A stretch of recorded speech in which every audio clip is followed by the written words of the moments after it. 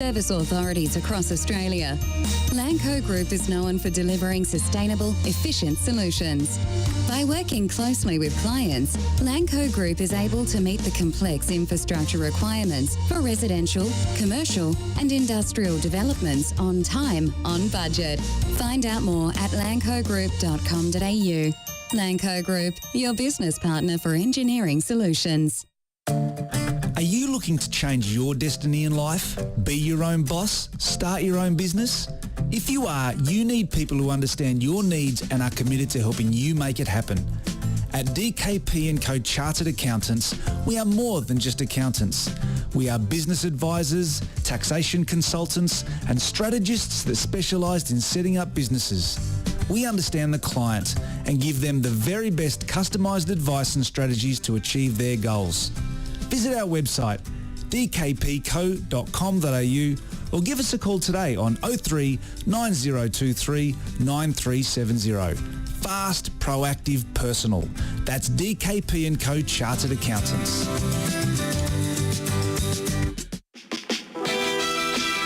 Victory looking to build. Bielsaroos is quick. Is he in behind top or Stanley? It doesn't matter! Costa Bielsaroos! Wow! Like a salmon, a spawning salmon. And Diamante again! Oh, he's done it! Unbelievable kick. Mamma mia. Well, no sooner had Marcelo Bielsa been given his marching orders from Leeds United that the vultures began circling, the Australian football fans began licking their lips and wondering what might have been and what might be. Thinking back to that fateful 2017 decision to appoint Bert van Marwijk in his place. He's a 66-year-old with serious burnout. I know there's, a few washed-up Australian football managers floating around, but even considering how things have gone south at Leeds, Australian football could do worse with a new World Cup qualifying cycle on the horizon. Josh Parrish here with Jason Goldsmith. Jason, what did you make of the Marcelo Bielsa chat that has exploded in the last 48 hours? G'day, Josh. Nice to be back. It's an interesting one, isn't it? Because I think there was we went the very conservative route of the Dutch coach of the last World Cup. There was only going to be in there for the lead-up friendlies, and there was talk that Bielsa is a bit of a maverick, does things his own way, and he was in the mix. Craig Foster, obviously a massive fan, and has watched him previously. And it didn't happen. We went the conservative route. We got a draw, and that's about all that we got out of the World Cup. So it didn't work, and maybe we need to try something new. Yeah, it's an interesting one. I mean, I guess we get excited because he's available again, but I think the equation has changed somewhat for Bielsa over those years. Even if things did go poorly at the end at Leeds and he was sacked. I've never seen such an outpouring of emotion for a manager who's been on such a losing streak. Well, he's so well loved with the Leeds faithful because their squad is basically, there's only 2 additions from a championship squad. So he took them from mid-table all the way up to promotion and all the way through, held on last season, and it's going south now. But they love what he's done and his approach. I think the real questions are, which journalist is going to ask him if he could be called Aussie Marcello, and instead of Aussie Mark or Mark, and instead of a bucket, what would he sit on? Would he need to wheel out Paddy Kisnorbo's esky from the A-League finals? Maybe have that little Aussie slant on it, because I'm not sure how the mainstream media will go dealing with an interpreter. But it's probably pretty far-fetched, to be honest. I think we know Football Australia is quite conservative. Graham Arnold's got a couple of qualifiers to go before we work out where we are, if we are in a playoff mix, and then go down that track. Yeah, I also don't think he'd come cheap. And a notoriously cash-strapped federation going with the big name, who's an even bigger name than he was when he was allegedly in the mix. Yeah, that's right. 5 years ago. I don't know. Look, I don't think we have the money to throw around at the moment. There's no wealthy benefactor running the show like in previous regimes. So it'll be an interesting one. I guess there's a lot to play out before that even becomes a consideration. And I don't think, to be honest, Football Australia would be considering it at this stage. No, I think it does seem like dreamland to me at the moment. I mean, obviously, if he's interested, you go for him, and you look at and see how the numbers stack up. But I just don't know why he would come here. He's a manager who wants everything a certain way, and if he doesn't get certain concessions from the people running the joint, then he doesn't hesitate to just break his contract and walk out. He resigned at Lille after about 3 weeks. And that's the time at which he was linked with the job, and maybe they thought, this guy's a bit unpredictable. We need a safe pair of hands here. Yeah, I mean, imagine him looking at the state of Australian football. Imagine what he'd think. Imagine him on this show. We're talking about some of the things that we've spoken about, and some things that get raised every week. Should you cap Volpato? Should you all those kinds of issues would be fantastic. Look, I guess he's had a pretty rough, or not rough. He's probably had a pretty good time with Leeds. He's going to be remembered fondly. That emotion you talked about was great. He's got a lot of fans, but I think it's just maybe depending on this World Cup qualifying campaign, right? Say we get to the third place playoff and say we make that through, and then we fall at the last hurdle against the South American one. Is it then that we say, right, we need someone for 4 years, or do we need someone like Hiddink was brought in just to get through the final qualification stage and then to the World Cup and nothing else? Because, I mean, Hiddink in 2006 become quite mythical, hasn't it, really? Yeah. I mean, he did the greatest achievement in a World Cup for us to make it through to the round of 16, so it hasn't happened before or since. But he only took control of us for, less than 10 games, really. Yeah, it was very much a mercenary arrangement. He came in just for the tournament, just to get us there and to coach us at the World Cup. What he did, I think he did he go to Solomon Islands? So there was a home and away for that one. Yep. And then there was obviously the Uruguay home and away. So that's and there was 4. a couple of friendly games. Greece here, and then I think Holland. So what's that, 6? And then the 4 at the World Cup. So 10 games. And he's elevated to like the greatest we've got. So, but on the other side of it as well, I mean, we're way too conservative. How good would it be to have a character like Bielsa, like a character in world football? Like Hiddink put the Socceroos on the map, more so than anyone else. So that would be pretty handy, I would think. But to be honest, it's a long way to go. A couple of qualifiers end of this month, and then that'll get all rushed through with the playoffs if we happen to be successful and go through there. I find him really refreshing because he never blames anyone but himself.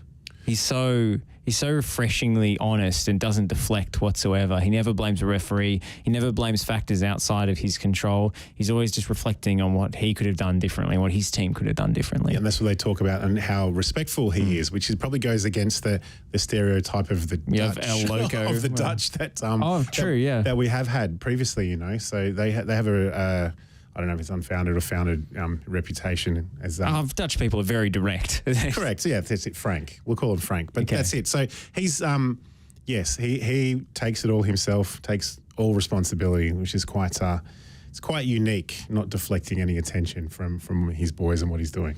Just before the show, I was having a quick Marcelo Bielsa Google, and this story came up that I've heard before, but I always like it. It was the 1999 Copa America game where Argentina lost 3-0, and it was the only game in which someone's missed 3 penalties. If you remember, Martin Palermo took all 3 and missed all 3. Don't remember that. He was the Argentinian forward with the blonde frosted tips in his hair. I think he eventually went to the 2010 World Cup with Maradona as well. Was brought back into the fold. But in the press conference afterwards, as the legendary South American football journalist Tim Vickery writes, in the press conference, Bielsa sat staring into space, refusing to make eye contact with anyone, his usual stance. He was asked what he had made of the referee's performance. If the question was predictable, the answer was anything but. One doesn't usually have the habit of commenting on referees, but leaving everyone to believe he would continue with a rant about a joker running amok with a whistle. Instead, he proceeded with, but in respect of my expulsion, because he was red carded from the sideline, the referee was absolutely correct because I protested in an ill-mannered form. So polite, so polite. I know, That's amazing. and so thoughtful about his own conduct. He's. It was very funny with the Spygate thing, which is often holding it up against him as a contradiction of this image that Leeds fans have of him. He was saying, "Well, he's not technically against the rules, and I did not realise it was not acceptable in this country. But if that is the case, I apologise." I'll stop. I just want to see him, outside Japanese training with a pair of binoculars. Looking in. Look, imagine, I don't know what his next steps will be, but I'm sure if the job's on offer for us, that he'll probably get snapped up somewhere else beforehand. I wonder what the player is that he would bring in out of the cold, because there's always one with Bielsa that he does such thorough scouting. He'd be going through NPL South Australia games from 2017 and picking somebody out that's our answer at left back or whatever. Well, Vince Rugari said Jason Cummings and Bielsa is a match made in heaven. So that one is today. That's what. Imagine that in a parallel universe, we would get. Jason Cummings scoring goals at the next World Cup. We'll see. Arguably, what Australian football is more in need of, though, is a technical director. We had an article from Vince this week saying the new head of Aston Villa recruitment was considered and turned down in favour of Rob Sherman, who infamously stormed out of the job after only 6 months and left a very long LinkedIn post in his wake, decrying the state of Australian football. And at the moment, we've only got an interim. Trevor Morgan, the Joey's coach, has basically taken over that position while the junior national teams are essentially dormant, but that won't be the case for much longer with COVID restrictions lifting. So someone's going to have to come in and run the show as technical director. And I think that appointment, while it won't get as much publicity as whoever the coach is after Graham Arnold, is potentially more important for the future of the game. Absolutely, and future of us too. If it works for the junior development and getting all these players on side and strategies and the rest of it. Correct. And he's doing wonderful things at Aston Villa. So in terms of his recruits and what he's spending, working within his own means and getting them sort of... Well, it helps when someone buys Jack Grealish for $100 million. You've got a bit more to play with. It's true. But we wanted to get 3 players for him. So that was the whole... Yeah, the whole point. We're only going to sell him if we can, replace 3 versions of him. Three players a little bit cheaper. Interesting, the wouldas and couldas is always big in Australian football. We like to talk about Bielsa and technical directors and the rest of it, what might have been. So we'll see. I think what will happen is there should be a shake-up if we don't qualify. On record as don't thinking that we will, hoping that we will. I'm going to the Japan game and we'll be obviously cheering us on, but it's going to be tough. And then we need to look at what do we do. There'll be a few roles up for grabs, a few job ads on Seek, I would think. Speaking of Socceroos selections, Cammy Devlin scoring on the weekend. Don't know if you saw his tackle to win the ball and he finished off the same move. I saw the highlights and they showed the goal and they said, actually, we need to show him getting the tackle first. And then there was the next extended highlight. So again, he's got to be in calculations because he wasn't last time. He didn't squaring up to an opponent about twice his size as well during that game. That's what you like to see. That's what we want. If that's all we're going to sell ourselves on, having, determination and strength. So, yeah, good for him. Aussie battler spirit in spades. Got to get him in a Roos jersey, Cammy Devlin. And speaking of Socceroos of the past, we had one of the members of the 1974 World Cup squad, Jim Milosavljevic, leave us recently. He was a goalkeeper, but not always a goalkeeper. Do you want to tell us a little bit about him? Yeah, I might just read out his brief part of his eulogy, actually, that Football Victoria put up. First of all, we'll talk about the 74 Socceroos. It's not quite often mentioned, but when Australia qualified in 1974, there were only 16 teams at the World Cup. Yeah. 16. England weren't one of them. So quite an amazing effort that we were one of the 16 in that World Cup, given that we struggled for so long to make it. And then obviously 06 and then moving into Asia, making it a little bit easier the passage for us. So it's quite the effort. So anyway, Jim was born in Melbourne in 1951 and just a year after his parents migrated from Yugoslavia. And he played Australian rules football as well as soccer, and such was his talent soccer with Footscray Just, that actually the Carlton Australian Rules Club invited him to play in the under-19s as well. A pretty amazing talent. He played for Victoria, played against a lot of the touring teams, which was the way it was in the 1970s, that would come through. The state teams would play against them. And such his ability as the goalkeeper that he was called up into the 74 squad. One of only 3 non-New South Welshmen that made that 74 squad. After that, he had a hand injury and he became an outfield player. So we often hear about outfielders becoming goalkeepers, early in their careers, and things like that. Yes, but rarely do we see the other direction. No, so he scored a goal as a sub coming on in 1975 and scored a winner against South Melbourne for Footscray Just in an Ampol Cup final, no less. Correct, yeah. And then he played as an outfielder, and then he dropped down divisions in 1980. Joined Carlton Serbia, who then became Ringwood United. But also post-playing, he enjoyed a few years as a referee as well. And then he moved into work for the Victorian Soccer Federation on their State League Management Committee in the 90s. And he was also chairman and a commissioner into the 2000s. And he passed away this week, aged 70. So that's from Tony Pasoglia, the Football Victoria historian. And we just pass on our condolences to his family and friends. Well, goalkeeper, striker, player, coach, referee, administrator, did everything in the game. Yeah, well, why would you move into being a ref and then an administrator as well? Like, if you've got to be putting yourself in the firing line. Thick skin, that's for sure. Yeah. Well, Vale, Jim Milosavljevic.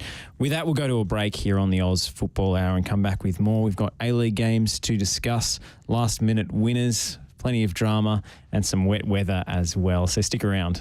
Since 1998, Lanco Group has been providing superior civil engineering solutions and advice to developers, local government and service authorities across Australia.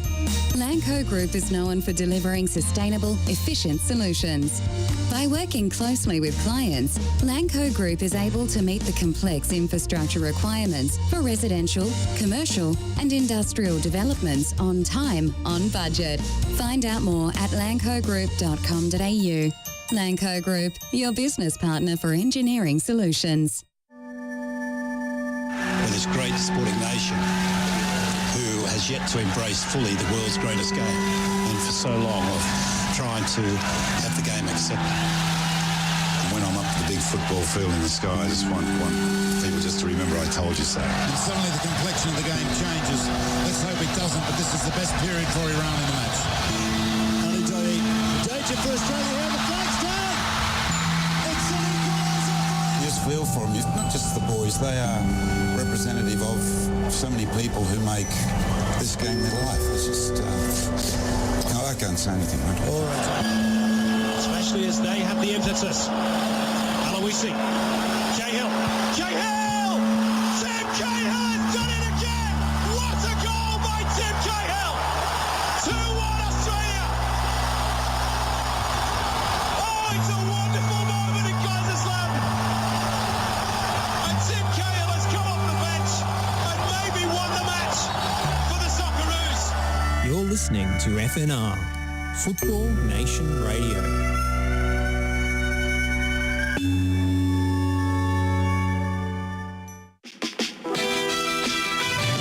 Looking to build. Bielsaroos is quick. Is he in behind Topor Stanley? It doesn't matter! Costa Bielsaroos! Wow! Like a salmon, a spawning salmon. And Diamanti again! Oh, he's done it! Unbelievable kick. Mamma mia. And we're back here on the Oz Football Hour on FNR Football Nation Radio. Get your questions or your comments in on the comments, wherever you're watching from, Twitch, Facebook, Twitter. We're on YouTube as well, stream live wherever you get it, or if you're even listening on the app. Make sure you get in touch with the show, give us a review, give us a rating, and we always love it when we get interaction from the viewers. Let's talk A-League. I think we'll start with the Pride game on Saturday night. Adelaide United 2, Central Coast Mariners 1. A great occasion at Hindmarsh Stadium. A late winner from the young dynamo Nestori Iran Kunda. and a very good night for the city and the club. But Central Coast Mariners just keep copping late goals. It's just extraordinary. They are finding every way not to win at the moment. We talked about it with Dan Hall last week. 3 or 4, they've lost points, dropped points with late goals, and they did that again. Not VAR controversy during the week aside. Yeah, they're 1-0 up. So they had it. They're 1-0 up. They saved a penalty. Birighitti saved a Craig Goodwin penalty as well. I keep saying Birigitti's the best goalkeeper in the league, so I'll latch on to any evidence to back that up. Pretty handy. It was actually definitely the best shot stopper anyway. Well, Goodwin's missed a few penalties now with that started run up. But if you watch Birighitti, never kept his eyes on him the whole time and went the right way, and it was never going in. Really great save. He's an outstanding goalkeeper. So, I mean, they've got the tools. And then if you look at the goal the Mariners scored, our man Jason Cummings, his little control and his pass. Brought that ball out of the stratosphere. Fantastic. Like, that's what you want from bringing everyone else into the game, which is what he did. And looking good. But then Adelaide have found another 16-year-old who's come on late and scored the winner. So just fantastic for the game and that as a spectacle, the Pride game. It's unfortunate that's the only Pride game we had across the A-League. It was just the one club hosting instead of a round, yeah. It should be a round, I guess. I mean, it makes sense for Adelaide to kick it off, in fairness, with Josh Cavallo. Yeah, it does. They got a lot of promotion and publicity within South Australia, which is great. So if we did that and pushed that across all the states and across the league would be ideal. So maybe this is a stepping stone for us. Like they had the one-off jerseys as well, which looked really good. They look fantastic. Yeah, so I want one. Yeah, so they'll bring that in. Hopefully, the powers that be see that and say, hey, this might actually work. So it was a great spectacle, a great result for Adelaide. It's very disappointing for the Mariners again. Yeah, I mean, the Mariners just can't seem to buy a result at the moment, and they always seem to fold late in games. They've been so unlucky. You were watching on Tuesday night last week. I did, yes. Just after we went off air, you jetted off to Amy Park to watch Sean Evans make a meal of every VAR decision and leave Mariners fans fuming. We actually mentioned last week that perhaps the drinks break or the ad breaks could be done during VAR, and there certainly was enough time for some ad breaks. 5 minutes both times, I think it took. To get to the wrong decision. Well, yes. Well, the VAR made the right decision by, as we said, calling back the ref. Hey, mate, you need to look at this because I don't think he's inside the box, or I don't think... I think he did actually stand on his foot. So I think the VAR was actually correct in my opinion, both those situations. The ref coming back to look at it was an interesting one, especially the second one because he took a long time to look at that Leckie and Miller incident. And at one stage, he was actually sort of half moving away, like he made a decision, and then he came back again. So he was in two minds himself. So, yeah.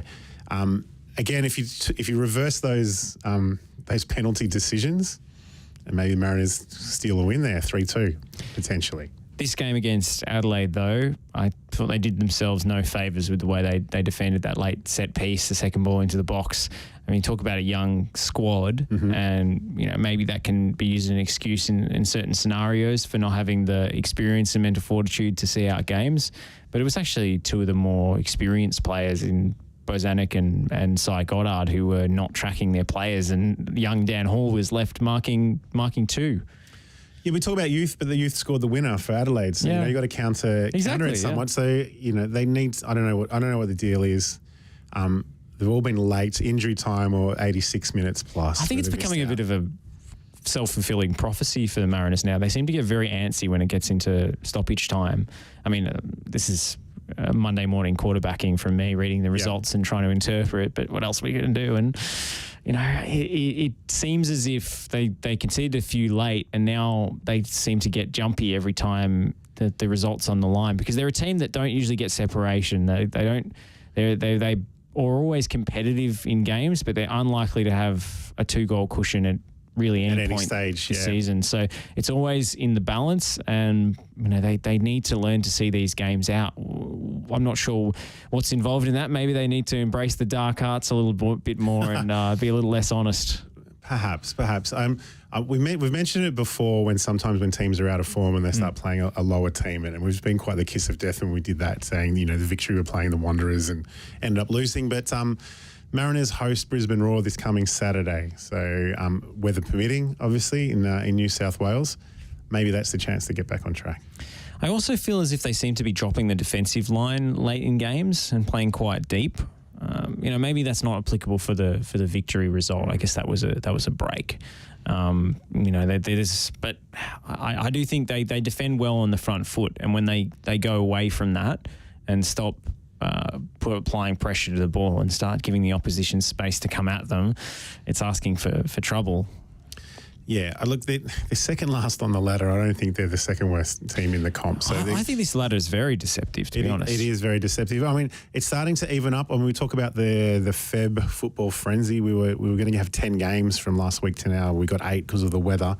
The fixture's been updated. There's a lot of Wednesday games to come up, but it's actually getting quite close now. I think Perth Glory played 11, and I think Melbourne City 15, Adelaide United and Sydney FC 15. So there's 4 games sort of gap between the most and the least, but it's getting tighter. I don't think Central Coast they're probably mid-table to pushing into the 6, to be honest. Well, I think there's a clear worst team in the league at the moment, and that's Perth Glory. But going home now with the border reopening, maybe just the difference in morale and the difference of having a home ground advantage when you haven't had him for so long makes the difference for that side. But I thought they were atrocious against Western United. I really thought that was a terrible performance, and they looked totally directionless and rudderless with Brandon O'Neill starting on the bench. They had no midfield.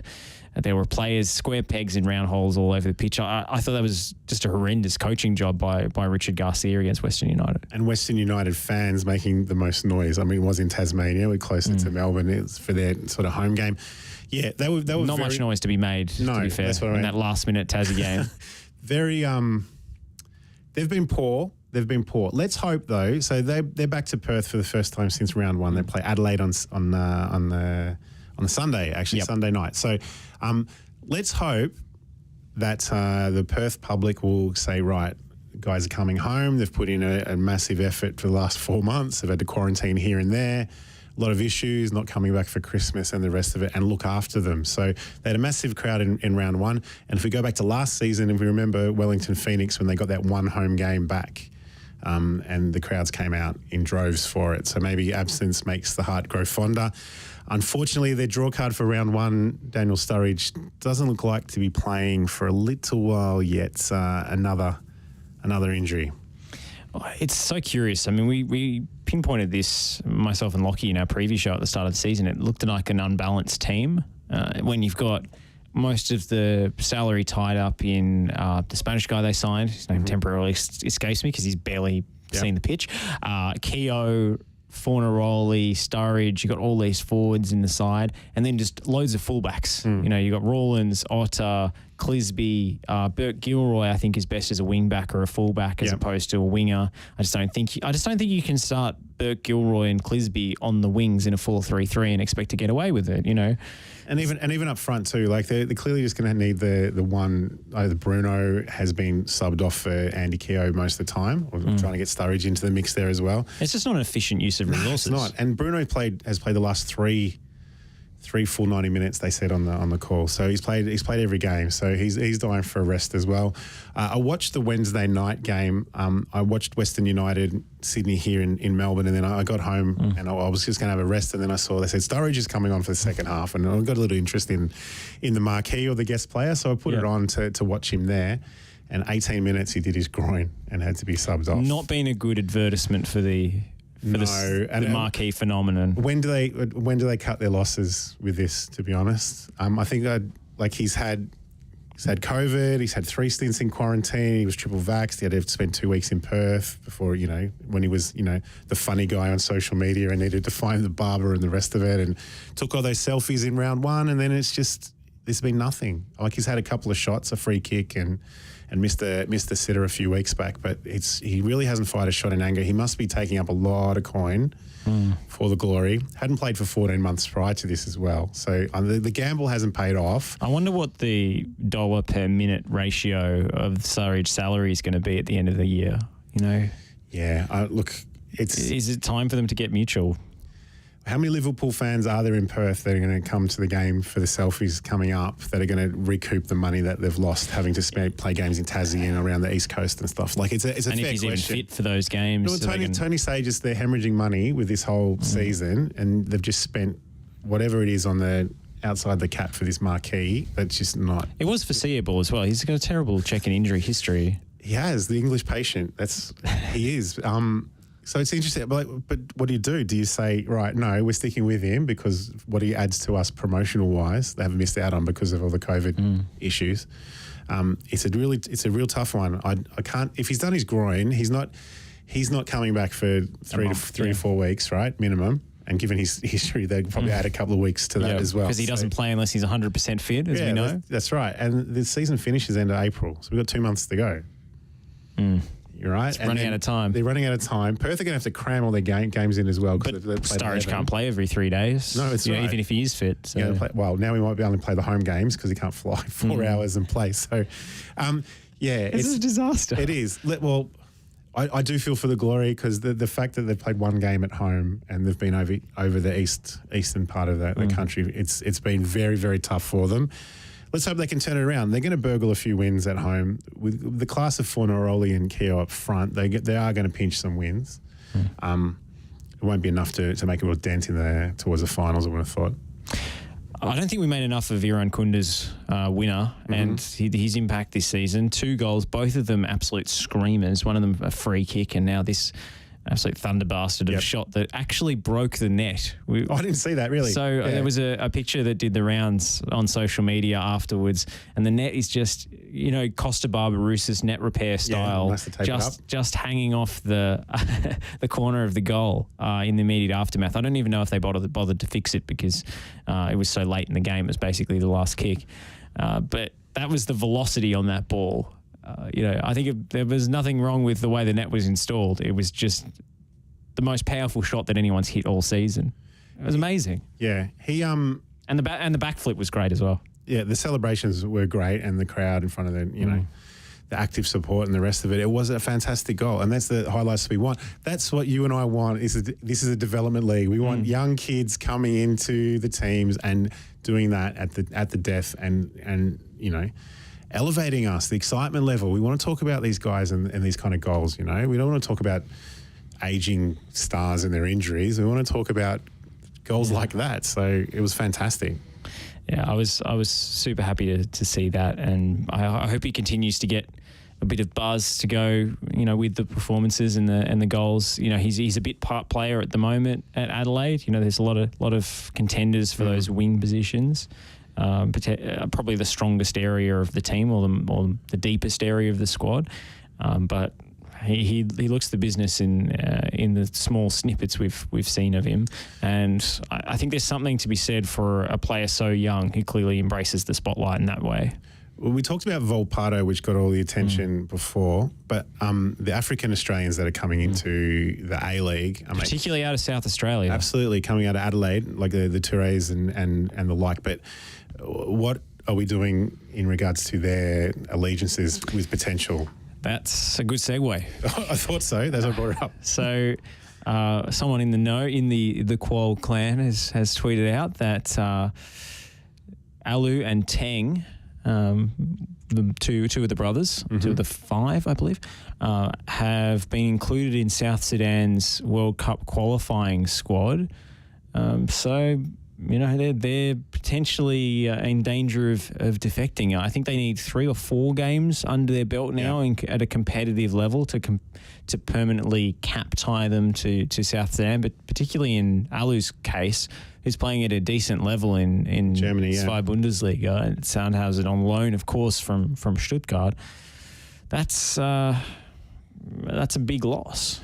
It will be a big loss. I mean, a lot of the South Sudanese players are Australian-based that they've brought through Kenneth Yu and sort of these guys. There was 5 or 6, I think, Australian-based players in the last squad. A lot of them in the NPL as well. A lot of them in the NPL as well. But they're McCare, for example. Organised football, getting them through development, that kind of thing. But I'm not sure what we're doing to talk to the other African Australians that may have allegiances to different countries, or what we can actually do to say, because are South Sudan going to make the World Cup?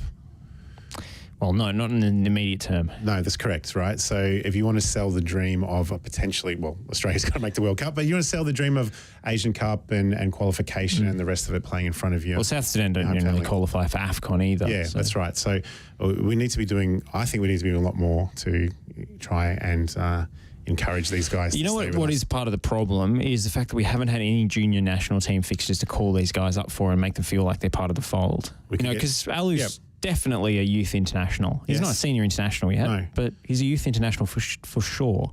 And that's correct is what we need. Youth development. We talk about youth development a lot, and that needs to happen because I don't think. I honestly think Football Australia have been sitting on their hands in regards to the youth national teams. Maybe it's because of the dual role that Trevor Morgan's playing at the moment. Maybe it's because of a lack of funds to stage games. But other youth national teams around the world have started up their programs again, and we seem to be lagging behind in massively, because the funnel of players from participation through to the elite level hasn't changed for us. If not, it's probably got better. Like we always sell participation as the main selling point for football. But when it gets to the development of youth players, so we're talking these 16 to 22, that's where they're going. That's where we're sort of missing out. So that's the performance gap. Yeah, correct. And that's what we love seeing these guys into the A-League and performing. But, they're still kids, they're still learning, so they can't sort of develop so much. They're going to have cameos and the rest of it and then push them through. So we'll see how we go. There's other players with African heritage that they've sort of mentioned as well that are the chance to go down that path too. And international football is international football. You just say that you're an international footballer rather than a club footballer is pretty good. Yeah, I mean we shouldn't disrespect, I guess, the dream of playing for the country of birth or heritage as well. That can be a big deal for some players, and it's a deeply personal thing. Yep. But I also wonder whether there could be potentially a power play here to put them more in the conversation for the Australia team, particularly in Alu's case, because you see the buzz that Volpado's got just because he's eligible for Italy, and it feels urgent. Yes. Well, the only difference between that is that you've got a recognised World Cup winning nation like Italy versus South Sudan that haven't made World Cups, in the past, and that's the reason the publicity is there. So I guess, but it'll be interesting to see. We need to keep developing our youth players. We can develop youth players. We need to get them to that next level. Get them to Germany. Get them to Italy. And then have them come back when they're good enough to play for the national team, if that's what they desire. Have them back playing for the Oliroos and the Joeys and the young Socceroos and the rest of it. Yeah. So we'll have to wait and see whether Alu Kuol is lost to the national team. I mean, he's definitely a prospect at this point, but I don't think this necessarily rules him out. Just because he's been called up for a qualifier, even if he gets on the field, it doesn't technically rule him out in terms of the FIFA rules and where they're at these days. But we'll polish off the A-League games before we go to a break. Tommy Orr's stunning goal in the 2-2 draw with Newcastle probably wasn't even the biggest story to come out of that game, but what a strike. That volley was unbelievable. It was unbelievable, and second week in a row for Tommy as well. So he scored a cracker before that. So that's handy form. They've got the talent, MacArthur. They do. They've got a lot of ability with him just sort of running through and scoring like that. I mean, he seems to have always played better when he hasn't been on the wing. Throughout his career for mine, Tommy Orr, he's had his best club football when he was playing as a number 10 in Holland. In the Netherlands, and now he's playing as a central midfielder at MacArthur rather than out on the wing. And I think, at this point in his career, he's probably lost a yard of his pace that he had when he was much younger. And I think that's potentially benefiting him. Of course, it's easy to overanalyze based on, 2 awesome goals in 2 weeks. No, but you might be right, because he was his left foot and his height. I think it was at Utrecht where he had 10 or 12 assists for the season playing as a number 10. He's got quite a cultured left foot, and I guess he sort of slipped out of relevance when he was in the mire of the Mariners' worst years and so forth. But he seems to have had something of a renaissance this season. He has, which is good for him. But I think you're right. He was probably pigeonholed because of his height and his pace and that left foot sort of centering ball. No, fantastic goals from Tommy Orr. Hopefully continues for MacArthur, who are quietly just sort of sneaking their way through up the ladder there. They're third on the ladder. They had a big blip. They started the season amazingly well, had a big blip, and then now they're getting results again. You know, I still don't love watching them, but they've been a little bit more entertaining in recent weeks. Craig Noon's playing very well. Yeah, they've got a trip to Melbourne coming up, victory, and then a Melbourne City as well. But yeah, they have talent. If you look at the players, if you don't look at formations and tactics and strategies, you just look at their players, then yeah, they should be thereabouts come the pointy end. Been one of the most difficult teams to get a read on all season. Absolutely. Newcastle Jets, always exciting, always temperamental and unpredictable with their results. They seem to be involved in the most entertaining games of the season without necessarily getting wins on the board. Yeah, own goals and the rest of it. And You're right. yeah, coughing up leads, individual mistakes at the back. Yep. It must be a frustrating experience for Arthur Papas coaching that team. But they have brought in Brandon Wilson, Ollie Roos player, of course, has the Botswanan eligibility, and he's always talked about in Botswana, apparently, which is a nice little tidbit. But he's going to fill a void for them, potentially at right back or in central midfield. But the story coming out of this one was the Ukraine tribute from Georgian striker Beka Mikhaltadze after he scored the penalty, unveiling a T-shirt he had stashed behind the goal with a heart in Ukraine colours and then a Ukraine flag underneath it, and obviously meant a lot to him because he comes from a place that was invaded by Russia in 2008. So there are a few individuals in the Australian football sphere who could empathise to such an extent. Yeah, and I think Simon Hill said it on Offside, as I saw him say, that the FIFA will actually overlook. They don't normally like this sort of politicised statements, but they'll overlook a lot of these ones that have been going on in world football all the way around. Milos Ninkovic played over 100 games in Kiev as well, in the Ukraine as well. True. So he has, I think outside of Sydney FC, that's the most club football he's played for. So he would have a link there as well. But it was a wonderful tribute. Yeah, it really was. Obviously someone that lives nearby and can really empathise with this situation, but there'll be no sanctions or anything like that. It was just a wonderful moment. Yeah, absolutely. And our hearts go out to anyone affected, of course. But Mikhaltadze has been one of my favourite additions to the league this year. He's so he's a striker that always imposes himself and involves himself in the game, and he's second on the goal tally. He is. He's only two behind J-Mac. He snuck up there recently. Well, he keeps sneaking goals here and there. He's just probably under the radar a touch, but yeah, he's definitely been in pretty good form. Well, I think that's all the A-League action done, so we'll take a break. We've got more to talk about on the other side, including the AFC National Second Division report. So stick around here on the Oz Football Hour for more. Are you looking to change your destiny in life? Be your own boss? Start your own business? If you are, you need people who understand your needs and are committed to helping you make it happen. At DKP & Co Chartered Accountants, we are more than just accountants. We are business advisors, taxation consultants, and strategists that specialise in setting up businesses. We understand the client and give them the very best customised advice and strategies to achieve their goals.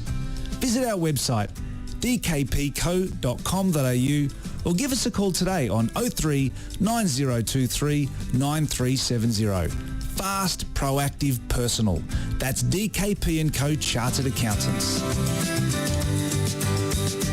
Since 1998, Lanco Group has been providing superior civil engineering solutions and advice to developers, local government and service authorities across Australia. Lanco Group is known for delivering sustainable, efficient solutions. By working closely with clients, Lanco Group is able to meet the complex infrastructure requirements for residential, commercial and industrial developments on time, on budget. Find out more at lancogroup.com.au. Lanco Group, your business partner for engineering solutions. Cambiasso. This is where Argentina can be very patient indeed. I've watched their youth teams do this. Just play the ball endlessly around the edge of their opponent's penalty area, then suddenly break with devastating consequences. Saviola, Cambiasso. Cambiasso! They've done it! They've done it! And scored a fantastic goal! How many passes did they put together there? You'd need a calculator. FNR, Football Nation Radio.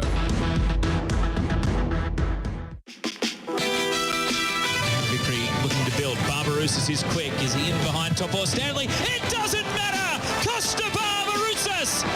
Wow! Like a salmon, a spawning salmon. And Diamante again. Oh, he's done it! Unbelievable kick from Maria.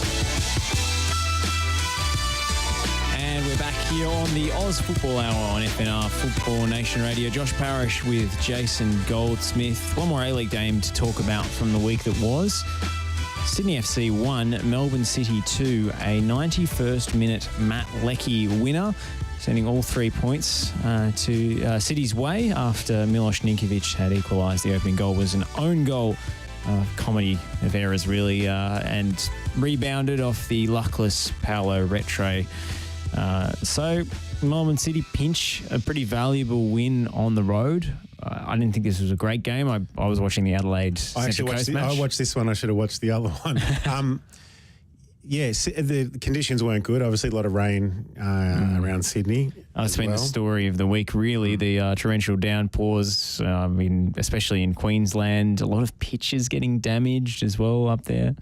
Yeah, and hopefully everyone who's listening from Queensland and northern New South Wales is safe and well, and everyone can look after each other. It's pretty tough. Yeah, some of those pitches, the pictures of all of them underwater, and then the synthetic pitch that's been sort of ripped through as well. $1.5 million synthetic pitch at Mitchelton, I think it was. Yeah. So it's torrential downpours wreaking havoc. We're going to talk more about that on Radio Dub with one of the matches that's going on at the moment not being telecast. Got less competition for ratings, but still not good for the comp. We'll save that for Radio Dub. But this game in the torrential rain, I think the standard suffered as a result. It did, and Sydney were the better team. I thought Sydney were the better team for most of the game. They're just quite they can't finish it off. In the front third, and they were like that during the week too against Western United when I watched them as well. They've got the talent there for sure, and I had a look and it was really quite surprised me. They've only won 4 games of the 15 they've played this season. Like they should have taken the draw for this one. Leckie's winner very, very late made the difference, but yeah, City definitely burgled the 3 points on Saturday night. So Sydney, 4 out of 15. They're still 6th on the ladder and can change that and turn it around, but they haven't been as strong as we've are used to, I guess. Yeah, I think they're suffering in midfield to an extent. I like Burgess playing there, but they're going to suffer defensively with him in that position. So it's a trade-off. His attempt to block the Leckie winner, although it was from outside the box, of course, wasn't. You could argue maybe was it Andrew Red? Yeah, Andrew Redmayne was starting for Sydney again, which is another talking point. Maybe should have had that one covered. Leckie's goal hit the upright and then bounced in. Yeah, but it was his near post as well. True. I thought it was pretty well struck. Leckie is in great form, which is good for the Socceroos and good for us. He's starting to really put it together. He's scoring nearly every week now. That's true. He has had a lot of good chances fall to him recently. He hasn't finished all of them. That Paolo Retre own goal was actually what should have been a tap-in for Leckie, and he hit it straight at the goalkeeper, then bounced off a defender and then in. So I'm not convinced that, he's in firing form and is back to his best necessarily. He's making the impact that everyone expected him to make when he signed for City, and it's just taken him a while to get up to speed.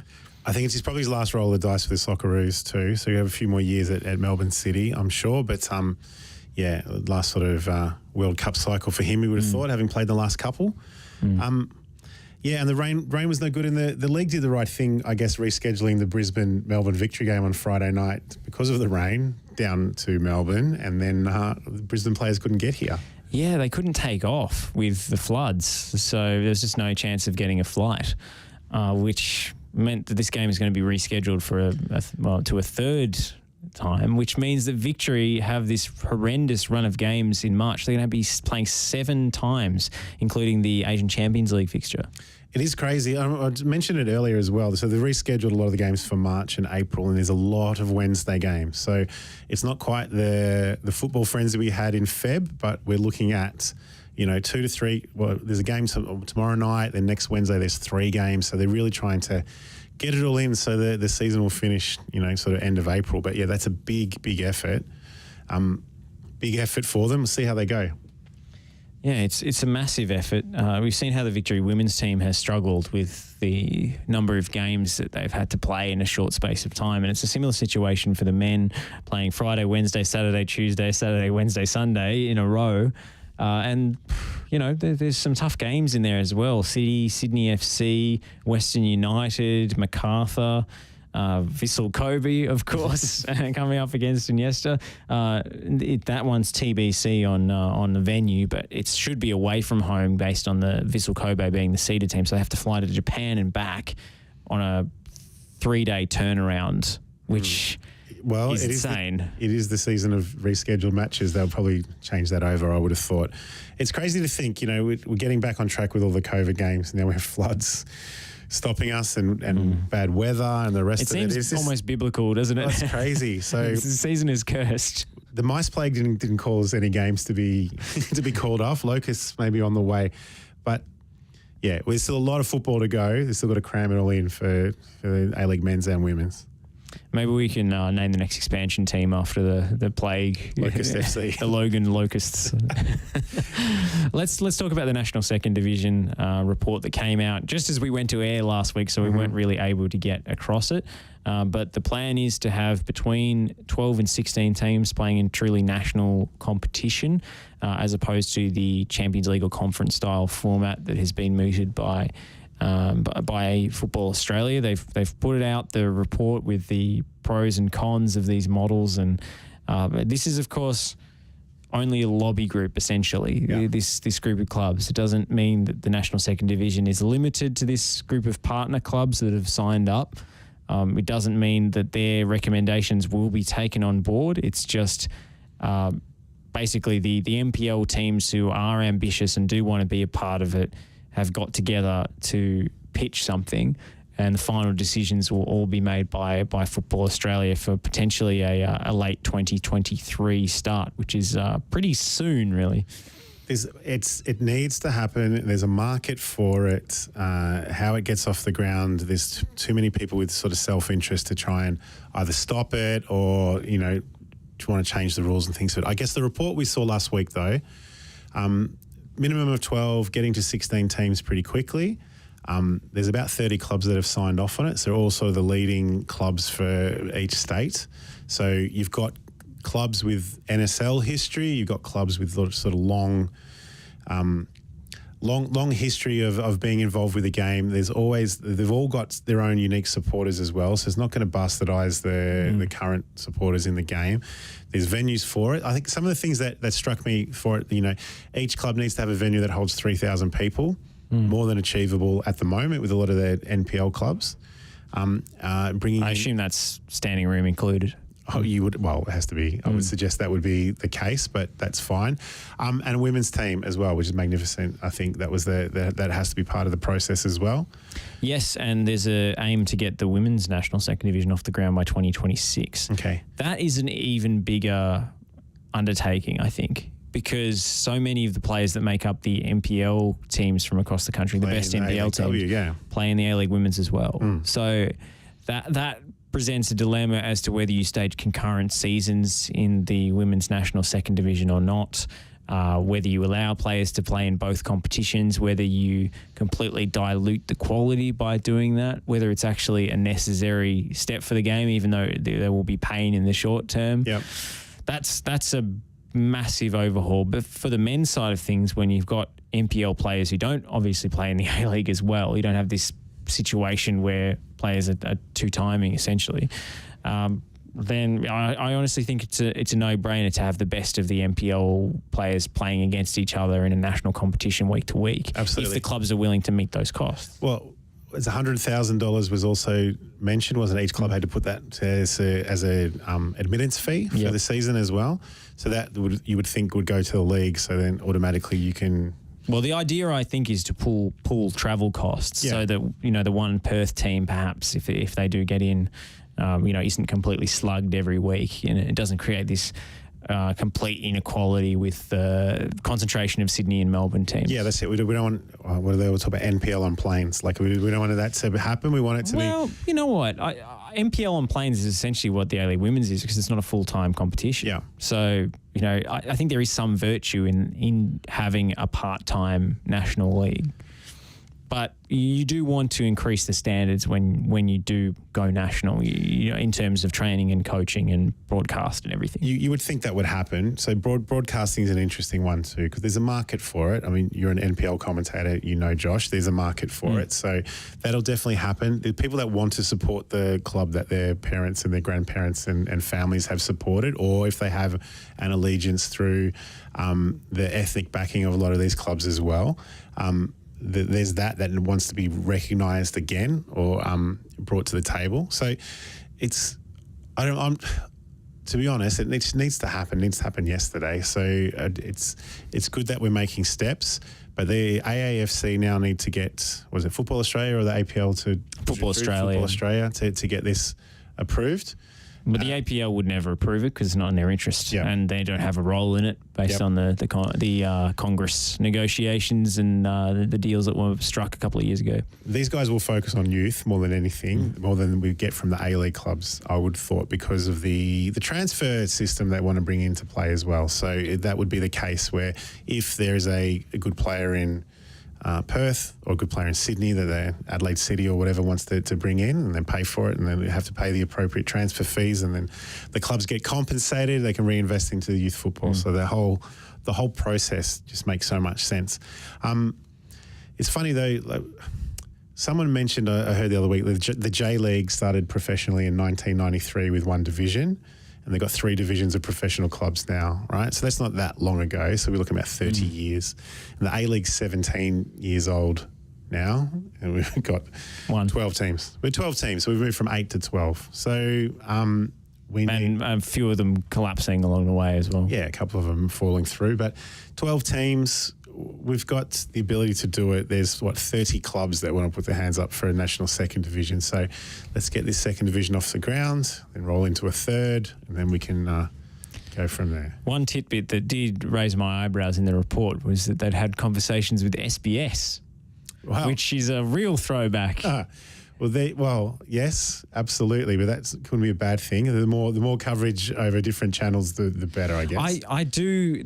I am surprised by that. Perhaps, you know, this is a different prospect to broadcasting A-League for them, but you know, they have completely gutted their football department. The World Game no longer exists. It's been folded into SBS Sport. They basically don't cover football anymore.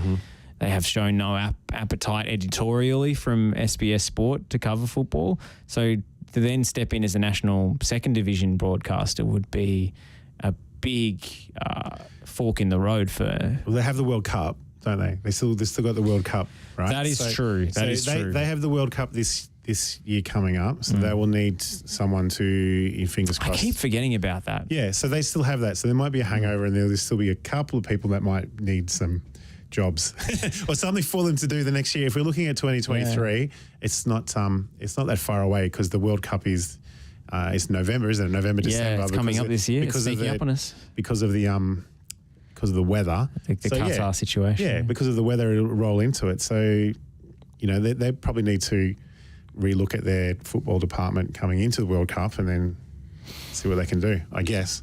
Yeah.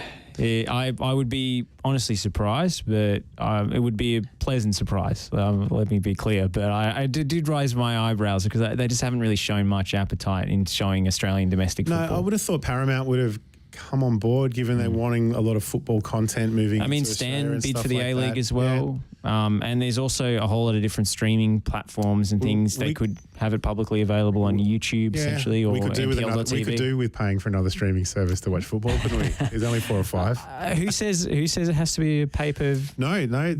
Well, if they're smart, user pays model. If they're smart, it won't be, because we want to just expose it. Right? We want to see eyeballs. We just want eyeballs at the moment. Free to air. That would be a point of difference for the Not sure it's free to A-League. air. Yeah, but YouTube more than free to air, perhaps. Free to web. Free to web. Yeah, that will work.